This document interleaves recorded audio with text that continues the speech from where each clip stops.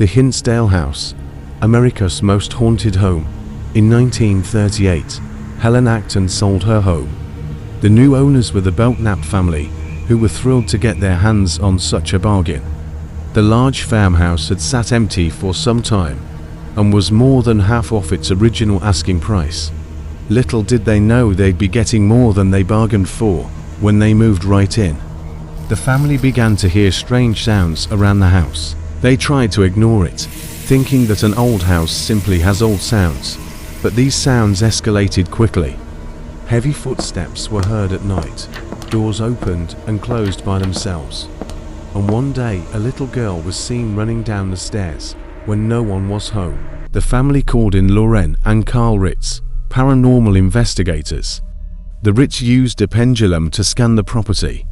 It swung wildly, signaling that there were negative energies here. As they walked through the house, the temperature changed dramatically. At one point, the room went from 70 degrees to 48 degrees within seconds. Lauren saw shadowy figures while holding her ghost hunting device. The ghosts appeared to be a man, a woman, and a young girl. She also felt a heavy presence behind her. When she turned around, she saw a hunched-over figure with horns. Lauren gasped and fell to the floor. This frightened the spirits, causing them to flee. Helen, the previous owner, had told the Ritz about a former owner, Dr. Jennings. He'd bought the home in 1880 and had been rumored to dabble in the occult. The family decided to stay in the house despite the terrifying events, believing that they could handle the ghosts, but this proved to be a big mistake. One day the daughter of the family, Mary Jane, was looking out a window when she saw the shadow of a girl who lived next door. Only when she turned around did she realize that the girl had no face. Another time, Mary Jane was putting away some dishes when a glass cabinet opened by itself. She was then levitated and thrown against the wall. The family called for the Ritz again. While they were investigating, Carl was pushed down a flight of stairs.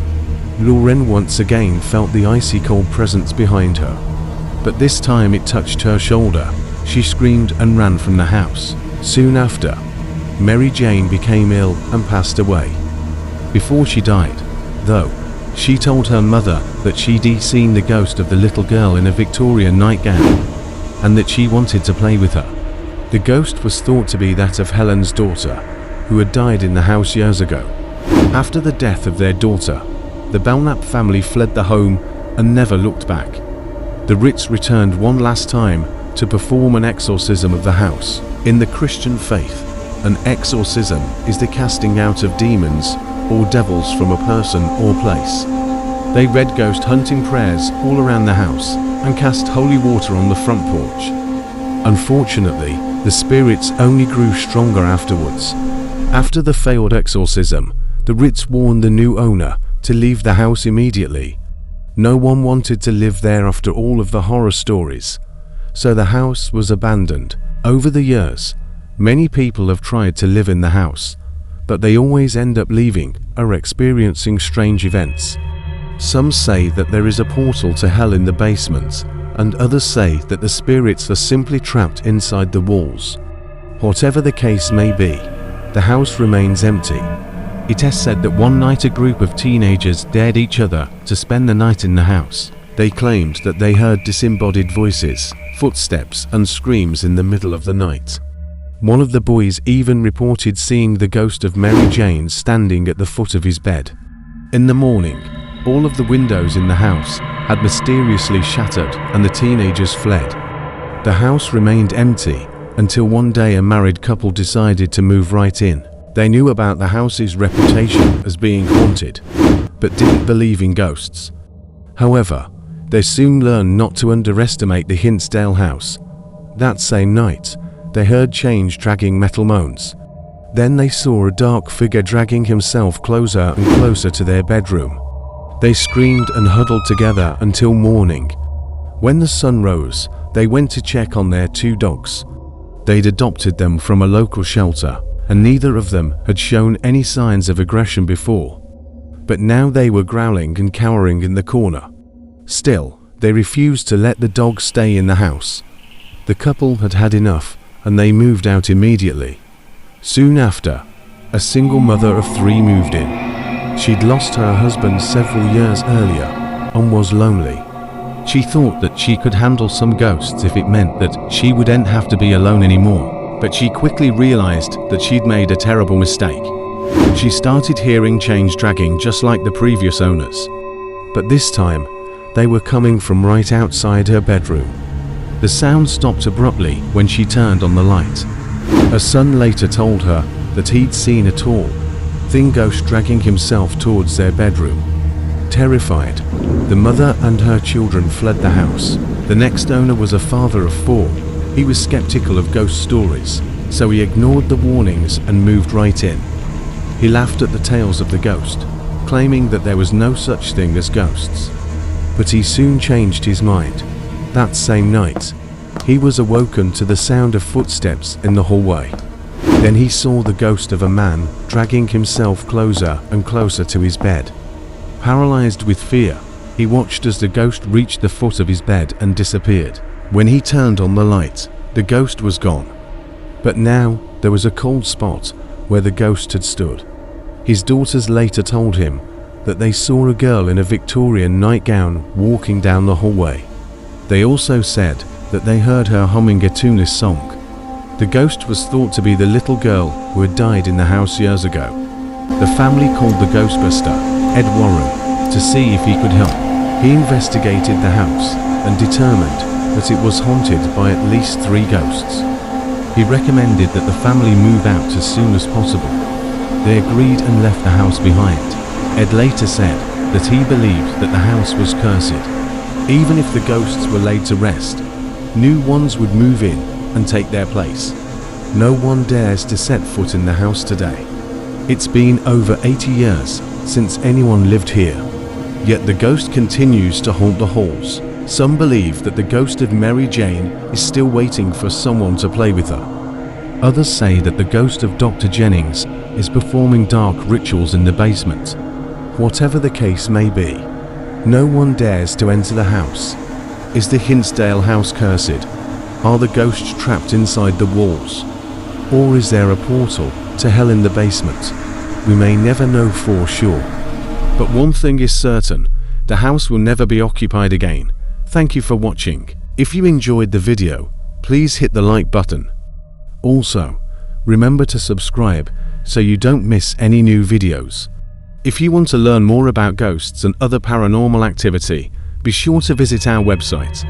Thanks again for watching, and we'll see you next time. It was a day like any other in Egypt, the sun beating down on the hot desert sand.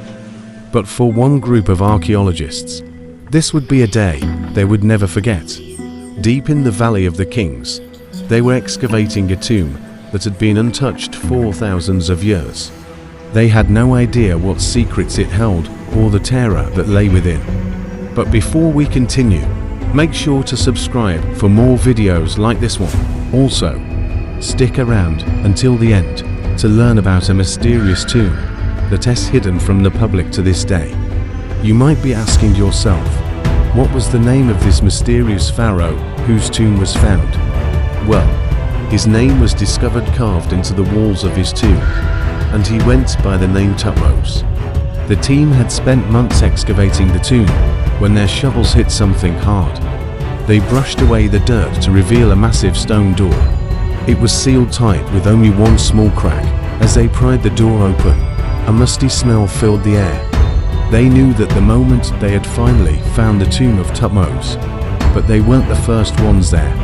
Looters had already made their way into the burial chamber, stealing many artifacts over the years. As they explored the tomb, they realized that it was much larger than most of the tombs they had excavated in the past. There were many chambers and secret passageways hidden behind false walls. They even found a secret entrance that led outside of the tomb complex. It looked like whoever built it had anticipated that it may have been attacked. They had to make sure their valuables were safe. The team was ecstatic. This tomb could rewrite history. With each passing day, they uncovered more and more treasures, but strange things started to happen. First, it was just minor things. like equipment mysteriously breaking and tools going missing. But then it escalated. One of the workers collapsed and died of a heart attack. Another was found unconscious, having cut themselves badly on some rocks. A third one fell off a ladder and broke their neck. The local Bedouin villagers refused to go anywhere near the excavation site. They claimed that the area was cursed, and that anyone who disturbed the Pharaoh's tomb would be met with terrible misfortune. Of course, the archaeologists ignored these superstitious claims. They chalked up the accidents to bad luck. How could they have known that the curse of Thutmose was real? As the weeks went on, more and more artifacts were removed from the tomb. The team became greedy, wanting to take as much treasure back with them as possible. Little did they know that each item was imbued with dark magic. One of the artifacts was a golden scarab amulet. Another was a small wooden box, adorned with strange symbols. A third was a clay tablet covered in hieroglyphics. Each night, those who slept in the camp were plagued with nightmares. They dreamed of being chased through the desert by a man with the head of a jackal and the body wrapped in bandages. When they woke up, they felt drained and weak. Their bodies ached as if they had been beaten. Even though nothing had happened to them, they couldn't shake the feeling that they were being watched. One day, the lead archaeologist decided to take a break from excavating the tomb. He wanted to explore the nearby areas and see if they could find anything else of value. Unfortunately, this would be the last decision he would ever make.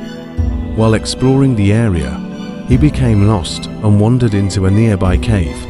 No one knows exactly what happened to him, but his body was found at the bottom of the cave with severe injuries, almost as if he had been thrown from above. When the team returned to the tomb, they found more clues. The looters had left behind a small carving of the jackal-headed god Anubis, the god of the afterlife. They also left behind a message written in English: "Beware, for the Pharaoh's curse is real." The team panicked. Could this all be just a horrible coincidence? Or was there really a curse? After reading the note, they decided to call it quits and abandon the dig site. They gathered all of their things and prepared to leave. But the curse wasn't ready to let them go yet. On the way out of the valley, their cars began to break down one by one. All of their phones and cameras stopped working, as if some force was jamming the signals. When they finally made it out of the valley, they thought they had escaped the curse. But this wasn't the case. In the following months, more tragedies struck. The lead archaeologist's brother died in a car accident. The team's driver was struck by lightning and killed. The rest of the team all came down with strange illnesses that baffled doctors. To this day, no one knows how the Pharaoh's curse took their lives. It's believed that they simply died from natural causes, but some people believe that the curse of Thutmose is real. To make matters worse, the tomb has never been opened again. A historian who studied ancient Egyptian curses claimed that Thutmose was one of the most powerful pharaohs. He ruled for over 40 years and was known for his military conquests. The historian claimed that Thutmose was so feared that his enemies put a curse on him while he was still alive. It said that the curse caused the pharaoh to go mad and kill everyone around him. But the curse didn't end with Thutmose. It continued to affect his family for generations. When Thutmose died, his son took over the throne. He was just a child when he became pharaoh, and it said that he was influenced by evil spirits. He was known for his cruelty and extravagance.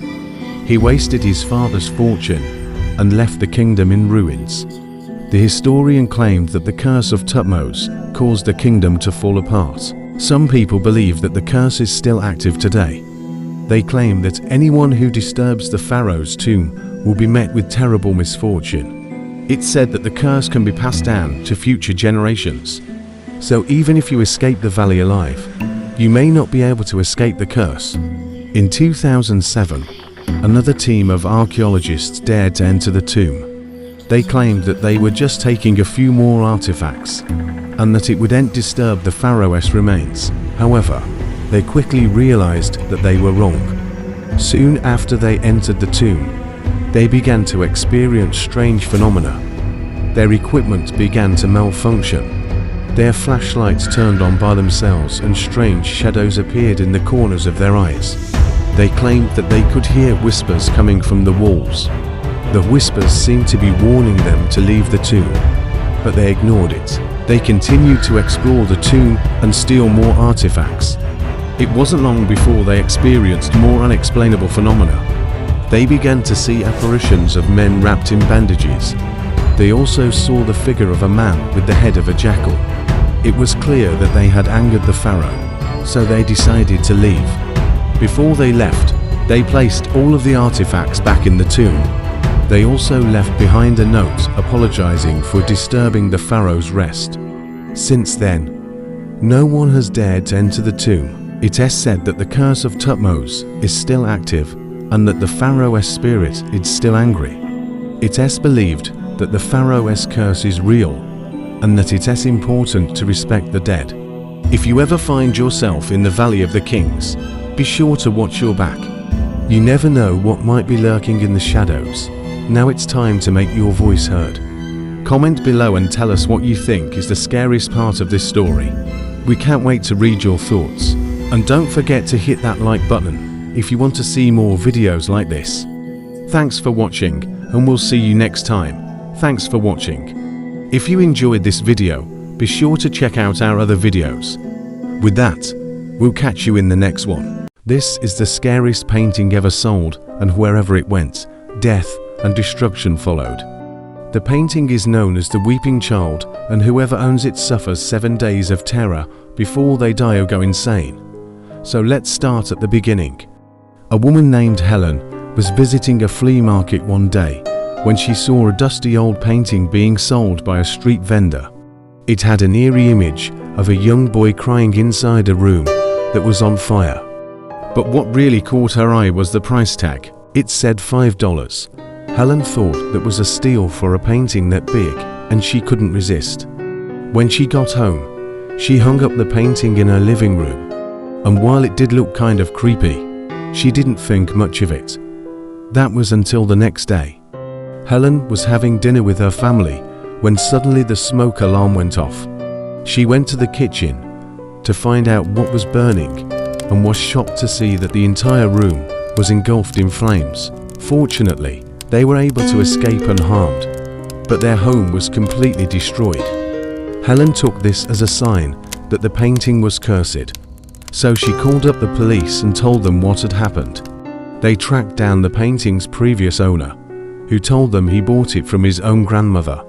The grandmother must have been aware that the painting was cursed, because when she passed away, she left instructions in her will that the painting be given to a local church. The police contacted the church to ask if they could come take a look at the painting, but they refused. That is when the police knew they had to get a warrant to enter the church and seize the painting. When they finally got inside, they found that it was covered in protective clothing and placed inside a steel case. The police opened the case, removed the painting and took it outside. And then something amazing happened. The clouds parted and a ray of sunlight illuminated the painting, as if God himself was showing the world that this was an evil painting. It started to rain heavily and lightning flashed across the sky. The police dropped the painting back into its case and rushed back to the station. In the following weeks, other people came forward with stories about the painting. One man said he bought it from the same street vendor who sold it to Helen, and soon after he moved it into his house, he started having terrible nightmares.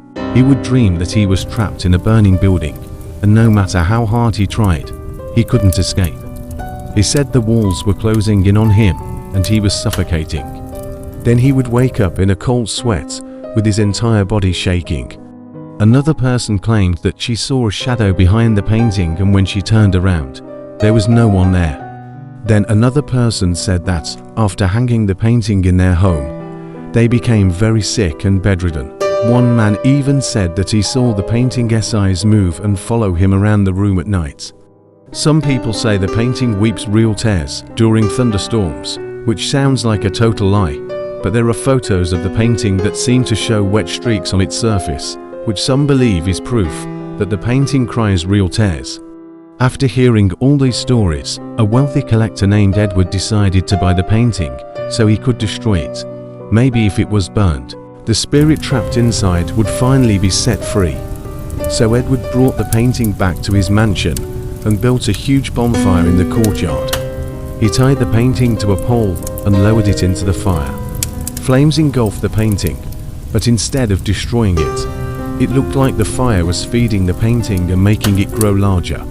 Edward panicked and ran away as the painting consumed his entire house and burned it to the ground. At this point, everyone believed the painting was cursed. That was until a priest named Father David stepped forward and said he would willingly hang the painting in his own house to prove that it wasn't cursed. After all, if the painting was dangerous, he would be more than happy to banish the demon inside. 3 days after hanging the painting in his house, Father David was found dead in his bedroom. The painting had a strange black substance oozing out of its frame and covering his bed. This was finally the proof everyone needed that the painting was cursed. After Father David's death, the painting was locked away in a secret location. But one day, the building's caretaker was cleaning out a storage room when he heard chains dragging metal mounts. He dropped what he was doing and ran away screaming. So where is the painting today? It's still being kept in a secret location. And every time they move it, strange things happen. In fact, the last time they moved it, they say the crate began to shake violently and a raspy voice whispered, "Let me out, but wait a second. If the painting has been cursed, why haven't the people who own it simply thrown it into a fire and burned it?" Well, legend has it that the only way to break the curse is to discover the identity of the person painted in the picture. So let's do just that. Before we begin, I want you to subscribe if you haven't already. That's all. Now let's begin. After researching countless old ledgers, an art historian finally discovered the name of the painter and the identity of the boy in the painting. The painter's name was Wilhelm Phipps. He was born in Germany in 1895. His parents were poor and often left Wilhelm and his 3 siblings to starve. At age 12, his mother completely lost her mind and began speaking gibberish constantly. People in town began to whisper that she was possessed by a demon. One day, Wilhelm's father snapped and killed his wife. He then took the children into the forest and told them their mother had gone to live with God, and that he would kill anyone who betrayed him. Wilhelm lived in fear of his father for many years. Finally, at age 23, he enlisted in World War I. Wilhelm thought that if he could fight bravely in battle, maybe his father would be proud of him. Unfortunately, the war was devastating and Wilhelm witnessed atrocities that no one should ever witness. At the end of the war, he was suffering from severe PTSD and struggled to adjust to civilian life. To cope with the pain and trauma he experienced, Wilhelm began painting pictures of sad children. It brought him a sense of comfort to make art of those who suffered just like him. Now, you might be asking yourself, what does this have to do with the painting known as the Weeping Child? Well, art historians believe that the painting was Wilhelm's final masterpiece. It depicted his younger brother, who died in the fire that their father set after killing their mother. When Wilhelm completed the painting, he took it to an art gallery, but it was rejected because the owner thought it was too depressing. Angry and humiliated, Wilhelm slashed the painting with a knife, but then realized that he had made something beautiful and unique. Soon after, he hung the painting in his home and lived happily ever after. See, that wasn't so hard, was it? The truth is, Wilhelm never killed anyone, or did he even know that his painting would bring bad luck to its owners. Sadly, Wilhelm passed away believing he would forever be remembered as a failure. If you enjoyed this video, then check out more content. With that said, I'll see you next time. The year is 1922. You are a British archaeologist who has traveled to Egypt to uncover the secrets of an ancient pharaoh. Your shovels have just unearthed a hidden burial chamber beneath a sand dune in the Valley of the Kings. Inside lies a coffin made of solid gold. decorated with strange hieroglyphs. As you run your fingers across the inscriptions, their meaning becomes chillingly clear. Whoever disturbs the slumber of the Pharaoh within will be punished with death. Of course, you ignore the warning and open the coffin to find a desiccated corpse wearing jewels and finery. As you make your way back to England with your prized possession, strange things start to happen. First, the expedition's leader falls down dead from a mosquito bite. Then a fellow archaeologist takes his own life. Next, another researcher is found smashed to pieces at the bottom of a staircase. Soon, more unexplained deaths follow and newspapers around the world blare. The curse of the mummy. What started out as a dream job quickly turns into a nightmare. Are you next to die? Join me today for an extra special episode of Fake News or Real History. Because whether you love them or hate them, there's no denying curses make for great headlines. And this story is one of the most famous cases of journalistic sensationalism in history. In reality, the so-called curse of the mummy didn't come out of nowhere. Ancient Egyptians believed that their pharaohs continued to rule from the afterlife and would be furious if someone disturbed their eternal rest. Rumors of a mummy-esque curse began circulating in 1737 when a British soldier stationed in Egypt removed some mummy wrappings to reveal a secret compartment containing a small statue. He took the statue home, where it was soon joined by other looted artifacts. When strange and tragic things started happening to the soldier and his family, people assumed the items were cursed. The legend only grew during the following century as more adventurers and scholars brought Egyptian relics to Europe. It wasn't until 1922, though, that the story of a deadly mummy's curse hit the mainstream. That's when Howard Carter, a relatively unknown archaeologist, uncovered the tomb of the boy king Tutankhamun in the Valley of the Kings. Despite its somewhat underwhelming size, every newspaper on Earth covered the discovery because it was the first complete royal tomb found since 1871. When the press learned that Carter planned to remove the treasures inside, they knew they had a story. To capitalize on the public's fascination, journalists dug up rumors of an ancient curse, even though there was no evidence that any previous excavators had been killed or even suffered misfortune. Before long, everyone involved with the dig became entangled in the curse of the mummy. 1 week after the tomb's opening, Lord Carnarvon, the expedition's financier, collapsed and died from a mosquito bite. Some say the wound turned gangrenous before he succumbed, but that detail was likely added by a journalist. In reality, his death certificate lists the cause of death as the result of a heart attack, something many scientists also did to explain subsequent fatalities. In March 1923, an American millionaire, George J. Gould, joined the expedition. 6 months later, he was found dead in his room at the Savoy Hotel, having taken his own life with a revolver. Again, some reports claimed that he was driven to suicide by mysterious forces, while others noted that he had a history of depression and was already carrying the weapon. But perhaps the strangest death came that same year when Arthur Mace, the man who discovered Tutankhamun's tomb, along with Carter, fell down a flight of stairs and fractured his skull. No one witnessed the accident, but many blamed supernatural forces. Just to be sure, scientists tested the stairs for abnormalities, finding nothing unusual. They also failed to find any evidence supporting claims that Mace had been drinking heavily the night before, or that his mind had been deteriorating due to stress. In total, 7 members of the original excavation team died before 1924, along with several others who came to investigate the curse.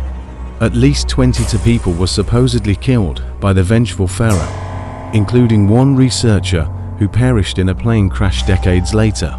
The story didn't end there, however. In the early 1960s, a young woman named Joyce C. Hall visited the British Museum to view artifacts from the tomb. According to news reports, she felt compelled to touch a golden funerary mask and immediately burst into flames. She was seriously injured, but doctors were unable to determine why her body had suddenly combusted. Over the years, stories like these fueled speculation about a real curse, despite the lack of evidence. Even those who dismissed the curse claims as bunkum sometimes got drawn into the drama. Sir Arthur Keith, a well-known anthropologist, declared the curse to be a hoax in 1923. 2 years later, he admitted that his wife and daughter had become deathly ill with malaria after handling mummy wrappings. It wasn't until 1925 that scientists started pushing back against the idea of a supernatural curse. Most agreed that the so-called curse was nothing but bad luck, a series of unfortunate events that happened to coincide with the discovery of the tomb. Others pointed out that ancient tombs often contained dangerous levels of carbon dioxide, which could knock a person unconscious and cause death. Still others suggested that sick building syndrome be responsible. Researchers also realized that not everyone who came into contact with artifacts from the tomb died. If anything, those who handled the objects frequently found themselves in the headlines for all the right reasons. In 1939, the New York Times reported that a museum guard had photographed a visitor standing behind Tutankhamun's sarcophagus. He looked remarkably similar to the mummy, leading the paper to run the headline, "Boy King's Tomb Living Double."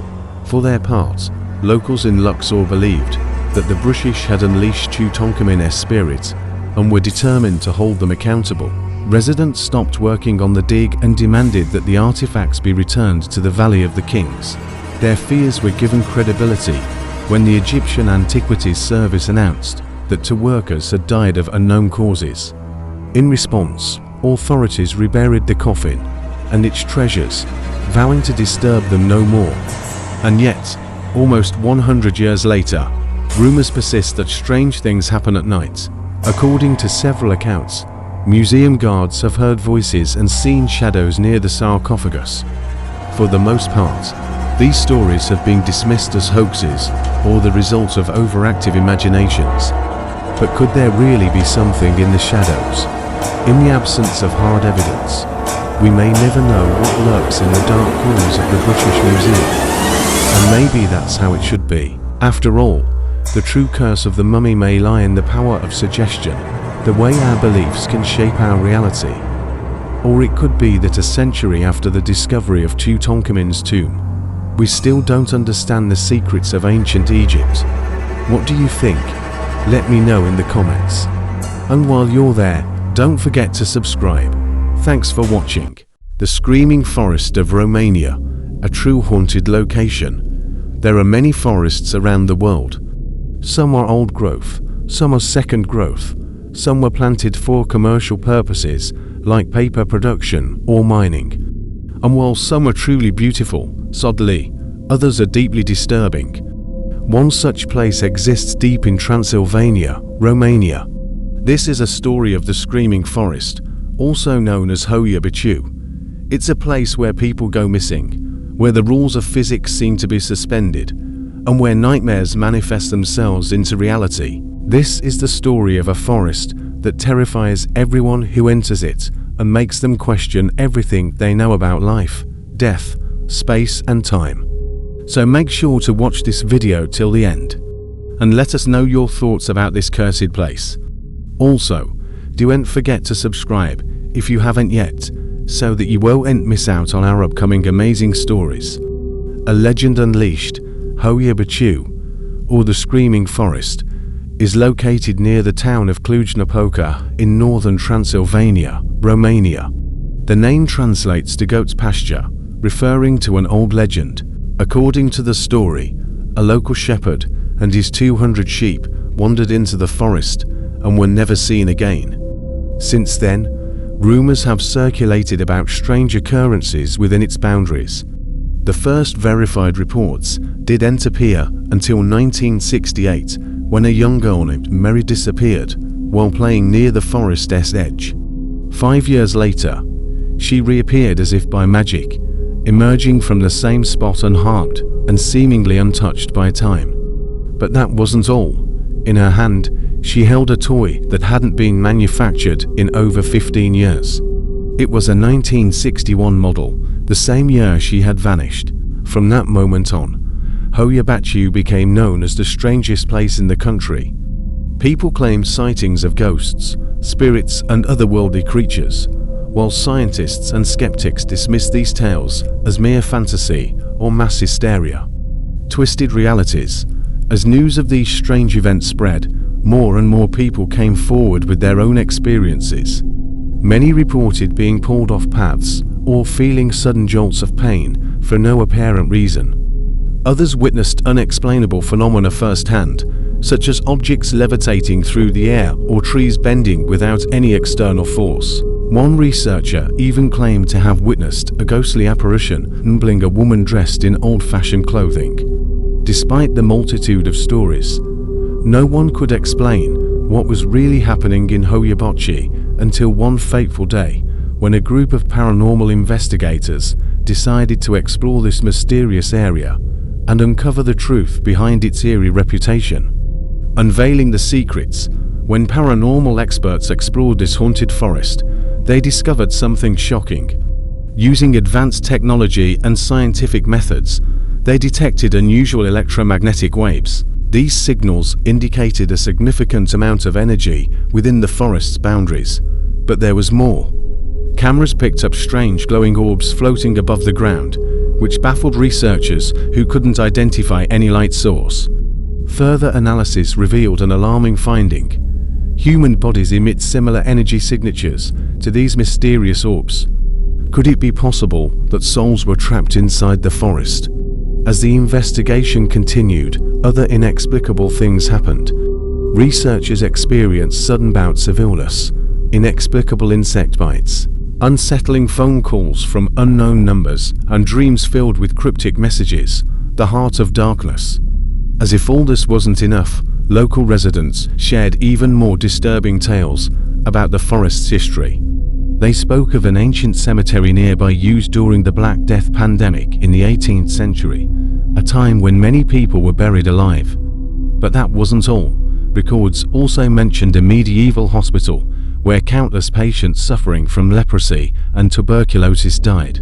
All this history left an indelible mark of the forest's landscape, creating a potent mix of fear and intrigue. Deep within the woods lay a circular clearing about 30 meters across. Nothing grew here, not even moss, and locals avoided it at all costs. Many believed evil spirits resided there, causing those who ventured too close to experience horrifying symptoms. Indeed, Hoia Baciu seemed determined to keep its secrets hidden from humanity. No man's land. But the forest had another secret up its sleeve, one that terrified anyone who dared to venture into its depths. According to those brave enough to enter, the trees whispered unintelligible messages in the wind. Though they couldn't understand the words, the very air seemed to vibrate with malevolent intent, making it clear that this was forbidden's territory. And then there were the screams. Nighttime visitors often heard blood-curdling screams echoing through the trees. What made this even more disturbing was that the cries sounded eerily familiar. It was as if loved ones were calling out their names from beyond the grave. This added another layer of terror to an already haunting experience. Despite all these warnings, intrepid explorers continued venturing into the forest, eager to unravel its mysteries. They set up camp in a small clearing, hoping to document any unusual activity overnight, a haunting revelation. While setting up camp, the team was shocked to find dozens of little pebbles arranged in a circle around their tent. At first, they assumed it was a prank, but upon closer inspection, realized the stones were too heavy to have been moved by human hands. This bizarre discovery set an eerie tone for the rest of the night. Suddenly, strong winds began whipping through the trees, growing stronger with each passing moment. Within seconds, the wind turned into a violent storm, causing the explorers to flee to their tents for safety. Throughout the night, they huddled together listening to the howling wind and whispering trees. Just before dawn, the storm abruptly ceased. When the explorers emerged from their tents, they noticed something shocking. The previously flat surface now bore an array of strange symbols and glyphs. Astonished by this unexpected transformation, they quickly began documenting the markings, hoping to decipher their meaning. But as they worked, a sense of dread settled over them. They realized these symbols resembled ancient Sumerian characters, hinting at forgotten rituals and long-lost civilizations. With each passing hour, the explorers uncovered more evidence of a dark past lurking beneath Hoia Baciu's depths. They felt as though unseen forces were watching them, guiding their every move toward uncovering secrets best left buried. Lost and found, as they continued their exploration, the forest seemed to test their resolve, leading them deeper into its labyrinthine depths. Explorers stumbled upon a small clearing where an old well sat ominously. Legend claimed anyone who peered into its depths would never escape the forest alive. Despite the warning, curiosity got the better of them, and they lowered a camera into the darkness. The screen flickered, showing only a bottomless void, but as they watched, a face suddenly appeared in the darkness, contorted in an expression of pure terror. Before they could react, the image vanished, leaving them shaken to their core. Suddenly, one of the explorers realized he couldn't remember how he got there. Panic surged through him as he frantically searched for his companions, but they were nowhere to be found. Just then, a voice whispered in his ear, "Turn around slowly." He obeyed, and standing before him was a tall, thin figure cloaked in shadows. Its eyes glowed an eerie green, and it beckoned with a finger for him to follow. Though terrified, he felt compelled to obey. The figure led him through thick underbrush, and soon the explorer found himself back at the car. Confused and shaken, he noticed his companions were still there. They had no recollection of the previous night's events. As dawn broke, they fled the forest, forever scarred by their harrowing experience. The screaming forest had claimed another victim, its grasp tightening on anyone who dared venture too close, a lasting legacy. Today, Hoia Baciu remains one of Romania's most terrifying places, shrouded in mystery and fear. While experts offer theories about ancient rituals and lingering spirits, the forest continues to captivate those seeking answers about its hauntings. Yet perhaps it's best to heed the warnings and leave this haunted wilderness undisturbed. For some, the pull of the unknown proves too strong to resist, and some continue to vanish within its shadowy depths, forever lost to the screaming forest. If you enjoyed this video, please hit the like button and share it with your friends. Don't forget to subscribe for more content. We appreciate your support and look forward to bringing you more amazing stories. Thanks for watching. This is One Scary Hike. This comes from a Reddit user. I was backpacking through Europe in 2008 and decided to spend a few days hiking in the Black Forest of Germany. I had hiked some of the most remote parts of this forest alone and felt comfortable doing so after a week or so of being there. On the morning of October 26th, I decided to do a longer hike than normal. So I packed some extra food, water and clothing for the night. I started up a trail around 7 AM and planned to be back at my car by 4 or 5 PM. 3 hours into the hike, I came across an old dirt road that ran parallel to the river. It looked like it hadn't been used in decades. I decided to walk down it because it looked like it would lead to a bridge and save me some time. As I walked, I saw what appeared to be a man standing at the edge of the trees looking at me. At first I thought nothing of it, but as I got closer, I noticed he was very tall, almost 8 feet, and his eyes were a bright red color. He didn't seem to be reacting to me or even breathing. He just stood there and stared. I said hello, and he still didn't react. I decided to keep walking and not make eye contact with him anymore. I wasn't sure if he was human or something else entirely. I reached the bridge, crossed the river, and continued on the other side where the road ended. There was no sign of the man anymore. As I reached the end of the road, I decided to stop for lunch. I found a nice spot, set down my pack, and sat down on a nearby log. That's when I first noticed the carvings in the trees. They were strange symbols that I'd seen before in the forest, but never paid much attention to. I began to see them everywhere. Now they seemed more pronounced. Some were small and others were huge, almost as tall as me. I tried to take a picture, but the film didn't expose correctly. I continued on my way and eventually came across another dirt road. I decided to follow it because I was hoping it would lead back to the main trail. It was then that I noticed that many of the symbols were carved into the trees along the road. Some of them had what looked like names next to them. I stopped and looked closely. One of the names was mine. I kept walking until I saw my own name carved next to a symbol with arrows pointing towards the trail I needed to get back to. I followed those directions and found myself on the correct path. It was then that I realized I'd been walking for 6 hours. I picked up the pace and soon found myself at the edge of the forest. I could see my car in the distance. Just as I was about to break into a run, I heard footsteps behind me. I turned and saw the same man from earlier. His eyes were still glowing red in the twilight. I broke into a run, not daring to look back. I could hear him gaining on me. His footsteps were heavy and loud. I could hear him breathing heavily behind me. I didn't dare look back. I knew I couldn't outrun him forever. I picked up my pace and finally reached my car. I fumbled with my keys, unlocked it and jumped inside.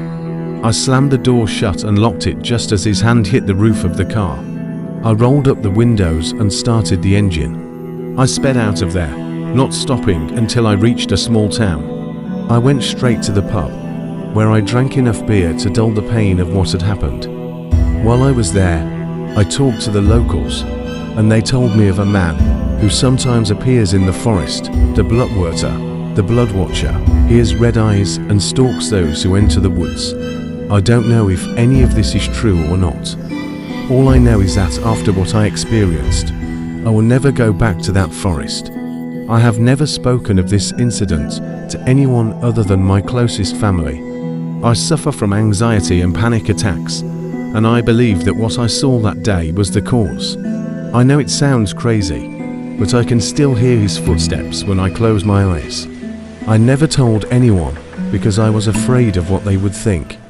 But now I'm hoping that by telling my story, I can help others avoid the same fate as me. Yeah, rightfully so.